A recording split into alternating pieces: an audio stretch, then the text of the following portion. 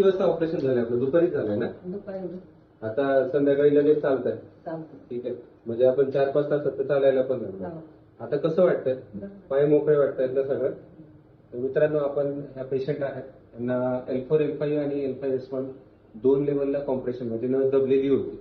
पेशंटला बऱ्याच भीती वाटते की ऑपरेशन झाल्यावर झोपून राहावं लागतं किंवा परत चालता येत नाही. हा एक गैरसमज आहे. पण जर योग्य निदान आणि योग्य ठिकाणी तुम्ही ऑपरेशन करून घेतलं तर हे तुम्ही पाहू शकता की पेशंटच्या ऑपरेशन नंतर एकदम 4 तासात पहिल्यासारखे अगदी चालायला लागले, त्यांचे पाय मोकळे झालेले आहेत आणि उद्या आपण त्यांना डिस्चार्ज पण करू शकतो.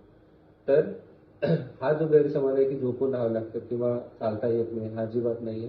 तुम्ही पाहू शकता की हे पेशंट परत 3-4 तासात ऑपरेशनचं चालू लागलेलं आहे. आपण यांच्यामध्ये मायक्रोस्कोपिक स्पाइन सर्जरी म्हणजे दुर्बिणीद्वारे मणक्याचं ऑपरेशन केलेलं आहे आणि पेशंट अगदी पहिल्यासारखं 4 तासात ठणठणीत झालेलं आहे.